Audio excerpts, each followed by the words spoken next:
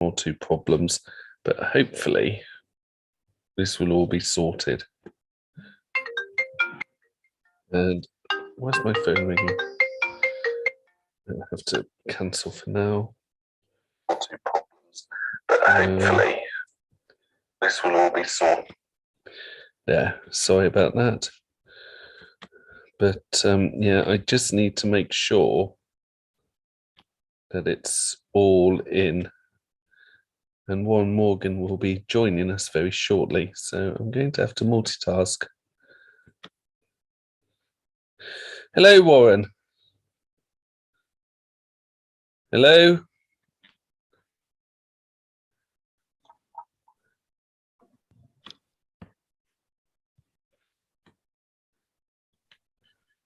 Hi.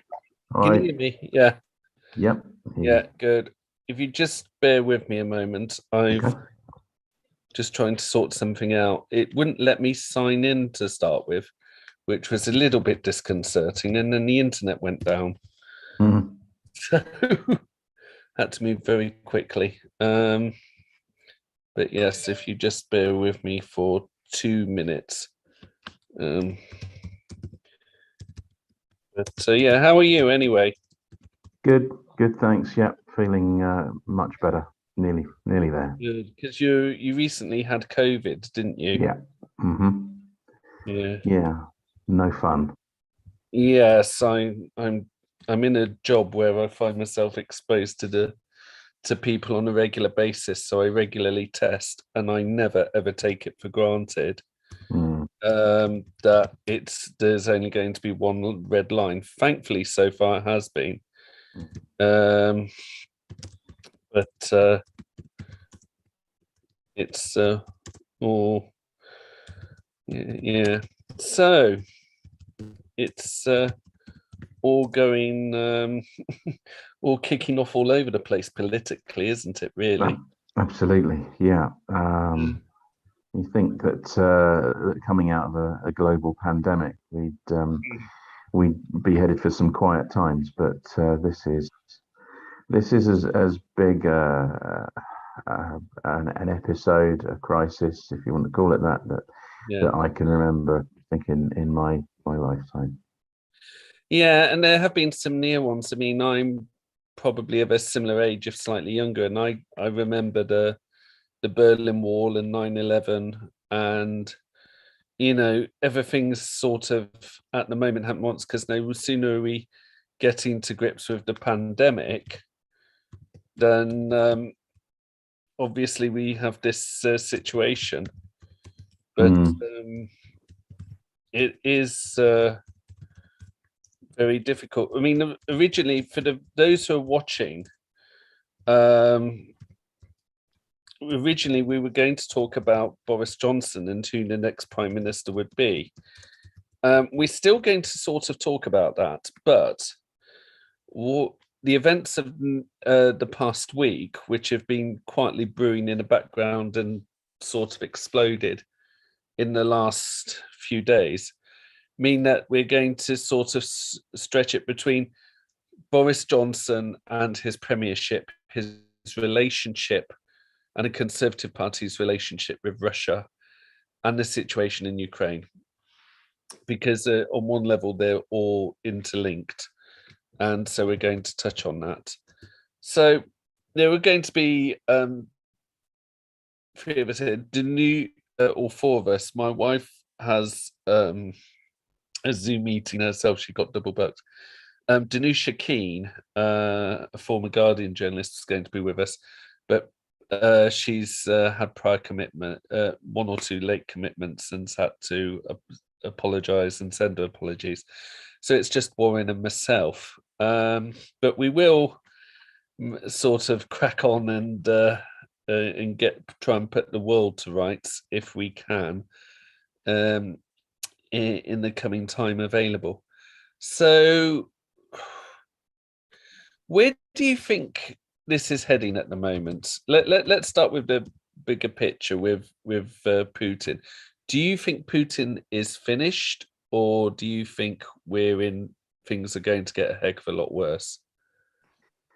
I think that's the big question, and I think anyone that says they know for sure um, is really reaching. I think there is so much that could happen. I think sort of the worst case scenario as far as the Ukraine as Ukraine goes is that they are overrun and that Putin is able to install his preferred sort of puppet leader there, and he will face his forces on the ground will face some huge resistance. And I don't think the international sanctions will go away. They may well intensify. Mm, So where that leaves Putin domestically, he's obviously got an extremely firm grip on the country in terms of the security service, police, the bans on demonstrations, the absolute neutering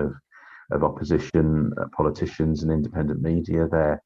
Um, there's very little scope for things to sort of blossom. mm, I think a lot has been said about him sort of reaching for the nuclear threat in the last 24 hours and yeah. whether there are people around him, be that the generals, the ministers, the oligarchs, who say he's gone too far and that he needs to be restrained or indeed removed. I Mm, think who knows? That's possible. You know, Russia has a history of deposing their leaders, but Putin is of an order somewhat more extreme than, say, Khrushchev or in any of the other former Soviet leaders, or indeed anyone like Yeltsin.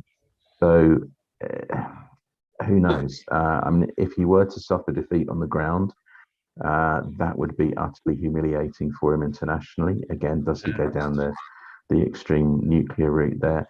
I think there are so many ways that this could play out, and it could all play out relatively quickly. yeah.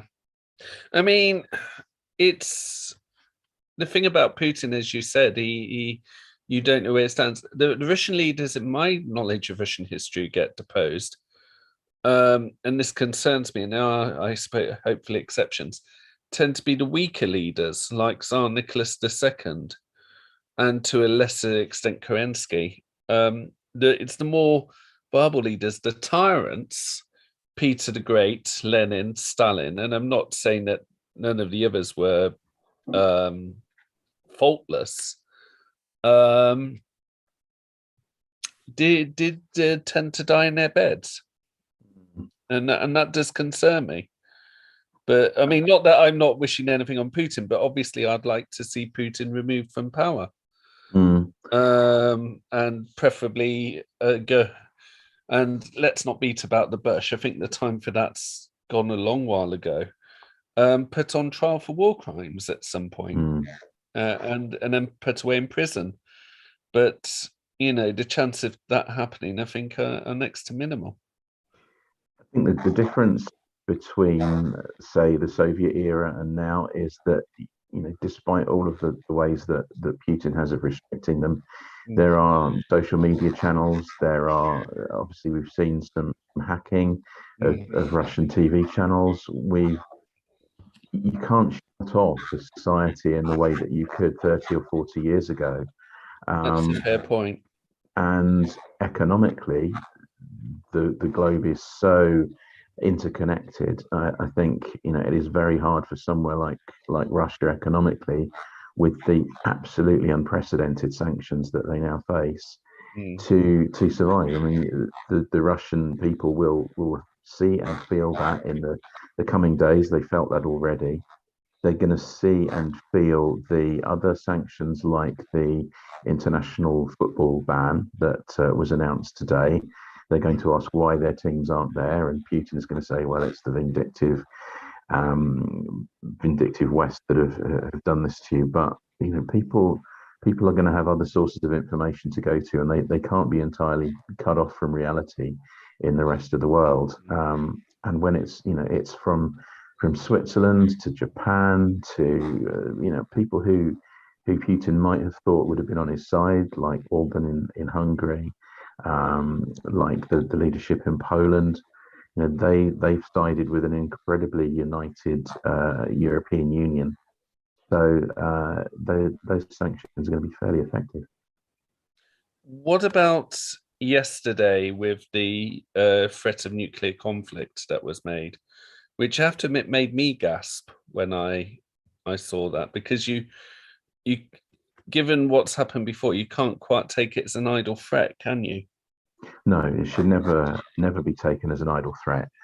I think Putin has a history of doing this. I think it's something that he's reached for ahead of the negotiations with the Ukraine delegation in the peace talks today, and to sort of deter further NATO involvement in Ukraine. Obviously, he knows that there are significant amounts of arms, tank busting, rocket propelled grenades, that kind of thing, being sent to Ukraine. So it is a tactic. If you take it in a sort of tactical sense, it's something he's going to employ to literally put the fear of fear into the Western leaders. Mm. But on the other hand, you could take the argument that he is now a deranged and unhinged dictator who will do and say anything, and he's got a history of saying things like, "Well, if Russia doesn't exist in the way I want it to exist, then it shouldn't exist at all." To paraphrase him, which is Mm. terrifying. So It's like a cult leader, isn't it? I don't get to control my immediate environment. I'll commit suicide and burn everything around me. mm, yeah, I mean, he stated in the last few days that he wants to sort of recreate a past Russian empire, and that would include places like Finland and the Baltic states. Obviously, Finland's asked to join, or is thinking of asking to join NATO. Some of the Baltic states are in Yeah. NATO, in the European Union. That would lead to obviously a full-out conflict between Mm. NATO and Russia. Um, is he seriously going down that route? What is his end game in terms of Ukraine? If there's a negotiated solution that gives him the Crimea or Ukraine or whatever, will he stop there? I don't think he will. I think he has to be stopped here and now. But what is his route out? What is his end game? What's something that he can do if he's not deposed within Russia? What can he do that allows him to save some kind of face? He's going to be humiliated. And as we know, dictators and humiliation don't go together. Well, they try and avoid it where possible. Even some of them even commit suicide rather than face humiliation, as we saw from the likes of Hitler, for example. But one thing I will say that's given me heart is how people are not prepared to put up with Putin anymore. He rules by fear. He behaves and expect fear and intimidation, and he knows how to play to people's fears. And I find it telling that he insulted and threatened Finland and Sweden over the weekend, and they're two of the countries that have readily signed up since to giving arms to the Ukraine. Mm. So it's almost like he threatens you, trying to put this politely as possible on the live stream. The attitude of countries in response, if he threatens them, is "F you," and to in it kind of everyone seems. The thing I've noticed is everyone seems a lot more emboldened. Mm. That's the thing that is giving me hope and encouragement. People are not prepared to put up with him anymore. Well, Europe's changed in the last 4 or 5 days. I mean, there is unprecedented unity in the European Union. There, as I say, there are countries now queuing up to join the EU, to join NATO. Um, as I say, those countries like Poland, Hungary, even Turkey, Erdogan in Turkey has closed off the Black Sea to Putin. As far as I'm aware, only Belarus and I think it's Kyrgyzstan in the Caucasus that are backing him. Iran has backed him. China has been sort of neutral and critical. He might have thought that China would go after him. I think they're frightened about the sort of sanctions that they might face were they to go after Taiwan. Now, having seen the sort of unity against Putin. Yeah. So the big thing, I mean, look at Germany. German defense policy has changed. 70 years of German policy have changed in 48 hours. Say Switzerland, neutrality gone in terms of imposing economic sanctions. The whole European political scene has changed in the past week. I think it's going to take a lot of coming to terms with. And the biggest militaristic thing Germany has done since World War II. Exactly. Yeah. And the interesting thing is we're totally on their side on it, which which has not, I think, not happened since the Napoleonic era. So that is quite something. Obviously, where does this leave the UK? As we touch on the other things that we're discussing that are linked this evening. With regards to sanctions, I mean, Priti Patel didn't give exactly a good explanation of herself today, and she wasn't exactly polite towards Yvette Cooper from the little I saw. No, and I think lip readers will have had something to say about what she said about Yvette in terms of using unparliamentary language, shall we say. I think there are some things that Britain has done well in terms of getting arms, being sort of very proactive in getting arms to Ukraine, and to speaking to Zelensky, and I don't want to appear wholly dismissive of what the government's done. But on things like the visas, where the EU has basically opened up borders, saying you can come into any EU country 3 years without a visa, that's the priority. Come out, be safe. Whereas our government is saying, oh well, no, we will welcome people, and here's a number.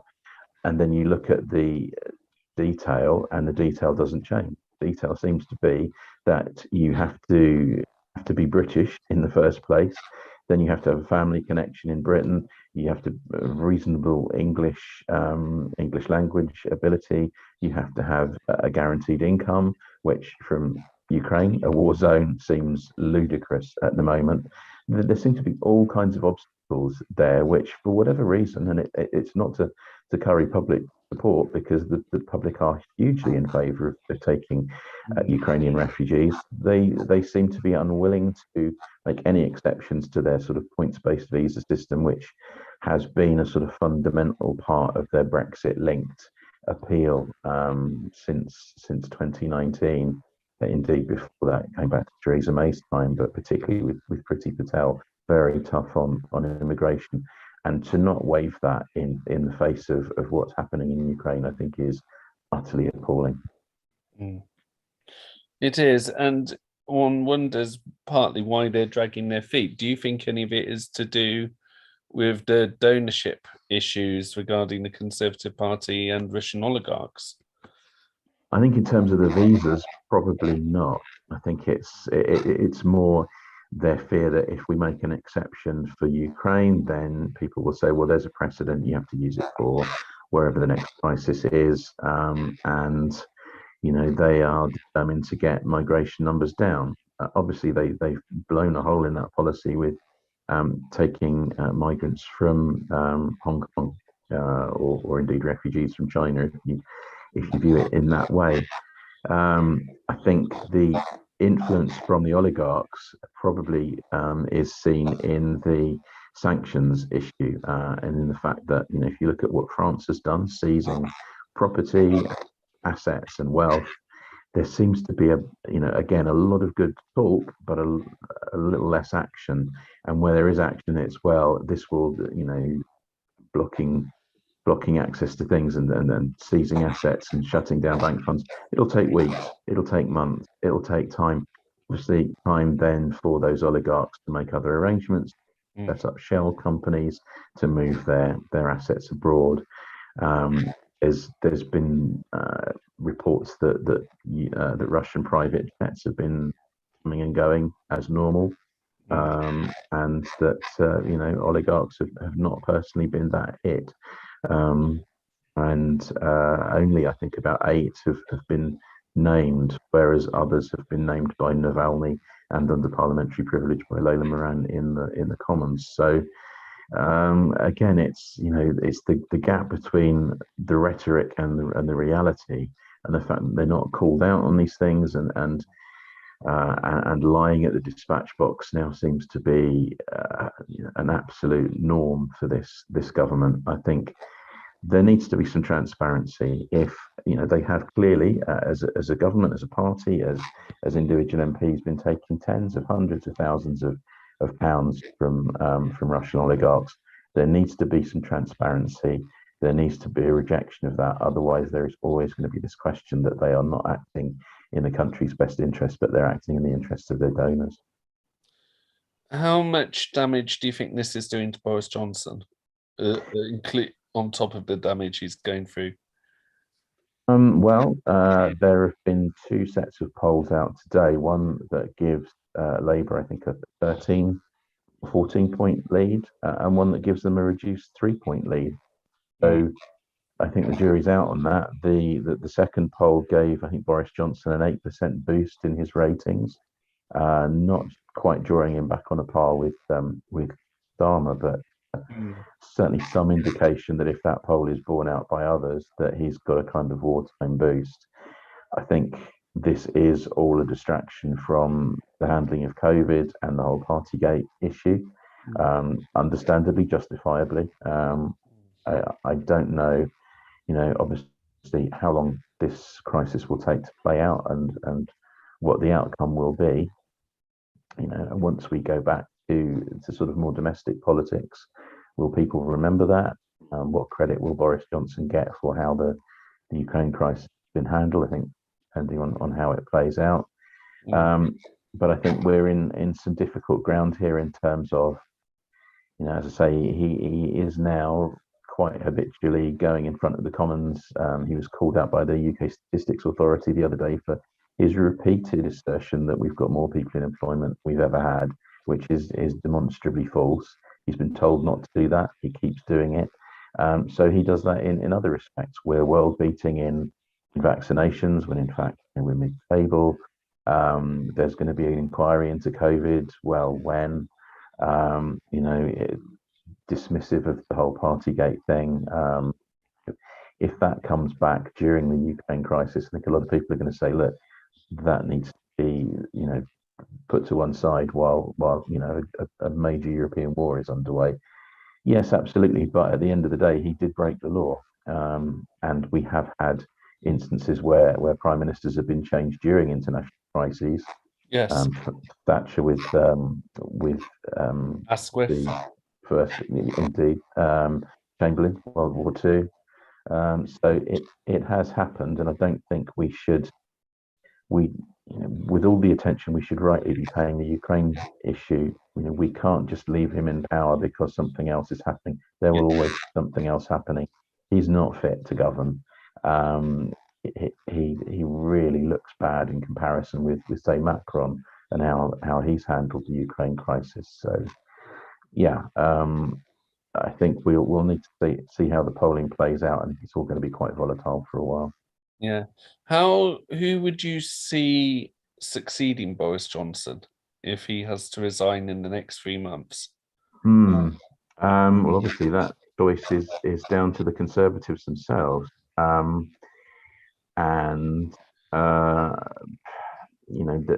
is the same problem with the Conservatives in the same way that back in 2015 Labour had, in that the membership may not choose someone who is more popular in the country. Rishi Sunak's ratings have plummeted or were plummeting prior to the Ukraine crisis. Liz Truss's ratings, we'll have to see where they go with sort of cosplaying of an Air Force pilot on the deck of an aircraft carrier and that kind of thing, whether that plays well with the public or not. I still think that there could be a dark horse come through, someone who's perhaps not in the cabinet at the moment. Tom Tugendhat? Yeah, he's one name that's been mentioned. Penny Mordaunt as well, someone with quite senior ministerial experience. So who knows? It depends who throws their hats into the ring. It depends on the circumstances under which Boris Johnson goes, who he takes down with him. It depends how much Rishi Sunak's brand is, and it's very much a brand. He's made that, you know, a thing of his. How much that's tarnished by the forthcoming national insurance rise, the current huge pressures on the economy, on cost of living, energy bills, all of that. He's going to take a hit from that, as are the Conservatives as a whole. So that's going to be exacerbated by Ukraine inevitably. So there's space there for people to come through, but it depends on whether the Conservative members want to look at those options. Yeah. This is a long way from where we were, both of us were 3 years ago. Because one thing I noticed we've had in common lately is we both left the Labour Party within a week of each other, and we rejoined and had our membership cards within days of each other. So we're clearly, if not the same mindsets, felt fairly similar. If someone told you 3 years ago that the Conservatives would be struggling even in the midst of a global crisis, and that Keir Starmer would be leader and Labour would be sometimes 11% ahead in the polls, what would your reaction be? I think the world has changed in 3 years. Yeah. The political world in the UK has changed. Obviously, I don't think any of us could probably have predicted that Corbyn would fall and not be replaced by another Corbynite. I think that was my view 3 years ago. I think it was a welcome surprise that Keir got the leadership. Yeah. I think the sort of cataclysmic impact of an 80-seat Tory majority and Boris Johnson winning to get Brexit done, as he famously repeated over and over again against the weakest and worst of leaders.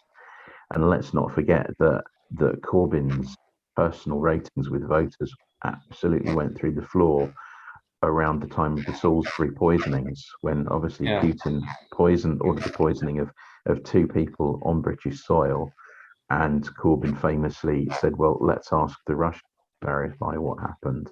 Yeah. I mean, that can't be underestimated. Alongside Europe, alongside anti-Semitism, that was an absolute nail in his coffin. Deeply unpatriotic at best.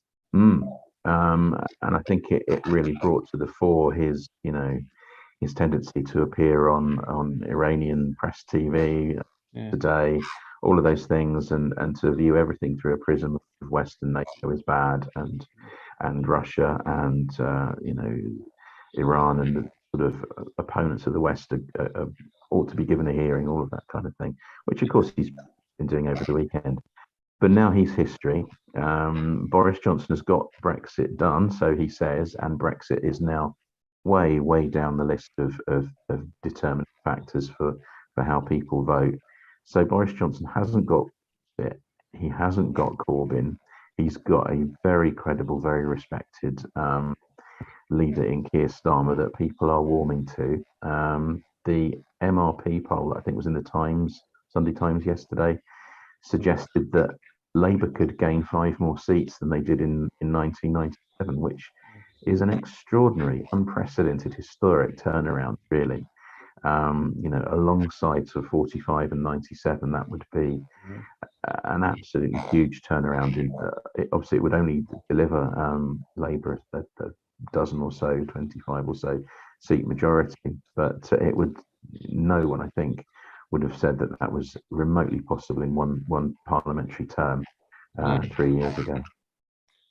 No, and it does kind of give hope. I mean, it's what I find incredible personally is I cannot entirely rule out Labour winning the next general election. And even a year ago, I ruled it out because my attitude was just take one look at the parliamentary arithmetic. You cannot go from 203 seats to over 325. And theoretically, I still strongly believe that. But with everything going on, I feel I cannot 100% take that for granted. I Mm. would never take for granted Labour winning an election, much as I would like to, because I think if you start to make assumptions about parties winning elections, then you're on the way to defeat. And Yeah. I'm one of those who remembered going to bed thinking I'd wake up to Labour having a lead in a hung parliament and ergo government back in '92. And I woke up when the very moment John Major returned to Conservative central office and switched on the radio. So you can imagine the horror, the sheer horror um, exacerbated in that moment. So I never take it for granted. But it's there's a lot to be what's encouraging, I think, in terms of what's going on in British politics and Ukraine and everything is in spite of all the horror, and the corruption and the disgraceful behaviour and everything else, there's a lot of room for hope, and isn't there really? I think that polling today that showed, Yeah. the willingness of British people to accept refugees is probably one of the more hopeful signs. Yes. We've come to sort of think that because of Brexit and things like that, that there has been a return to conservatism with a small c over the last few years, and that with all the polarization and the tribalism that it starts to shift. I think things are fluid. I think as you say, 2-3 years ago we couldn't have foreseen where we are now with sort of Brexit over and done with, in terms of a legislative sense, with Boris Johnson having an 80-seat majority. Corbyn, no one would have foreseen that we would be where we are now with Labour potentially winning a majority on the basis of polling at the moment. But in 18 months' time, if the Tories have a new leader, if who knows where things will be. It's Boris Johnson can of course call an election at any time, best time that suits him. If he survives, if he doesn't, as with Theresa May handing over to him, the new leader can call a general election if they get a polling boost. Sunak would be more competitive if you look at the ratings to Keir Starmer than Boris Johnson.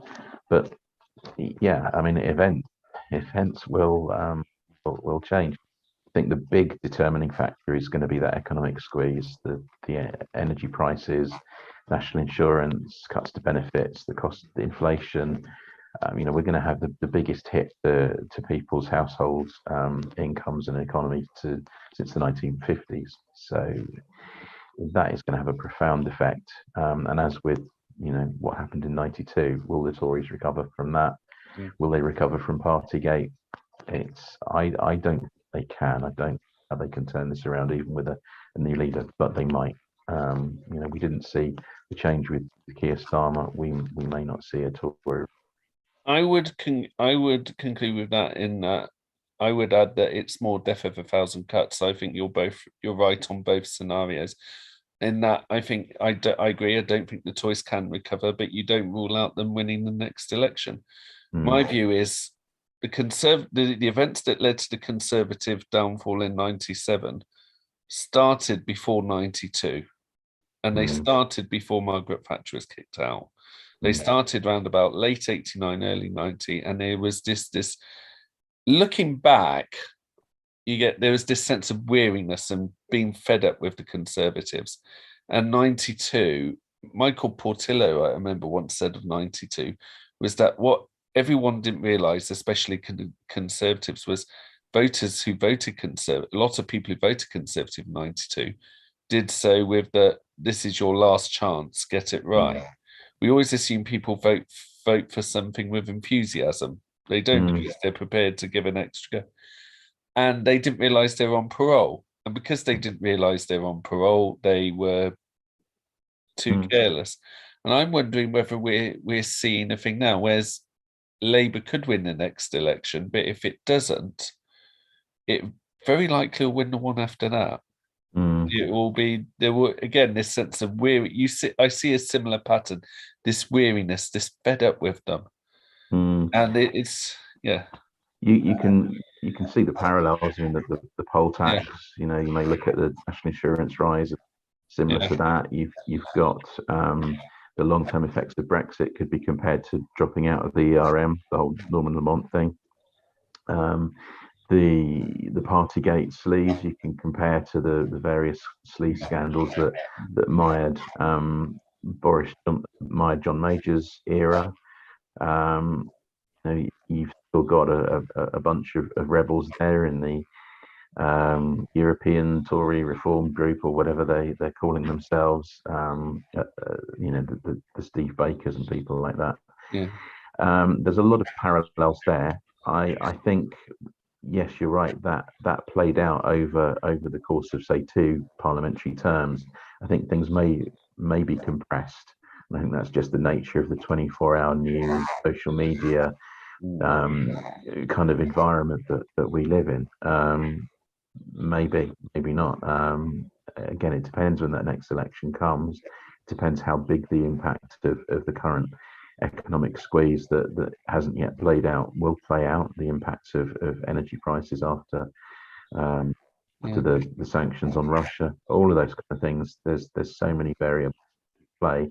It's Boris Johnson's determination to cling on, and the fact that there's no clear alternative to him. Will the Tories, you know, just say, oh well, let's leave Partygate, we can't change leader in a crisis, let's leave him there. They may well get a good kicking in the May elections. It may not be as bad as they think. I think if Boris Johnson survives till the end of the year, we will probably see him versus Keir Starmer in the next election. Never write a performer like Boris Johnson off. He's always got some populist trick up his sleeve, but I think he's been very badly damaged by Partygate. Mm. In which case, I think we'll have to call it an evening. And but thank you for your time, and thank you for your insight on this. One can't help but wonder whether the world will be a different place again when we next speak. But not too different, I hope. Yeah, same here. Same here. But I think there's a lot to be encouraged about. Yeah. It's fine. Okay. Okay, cheers. Thanks. Always good. And you. Bye.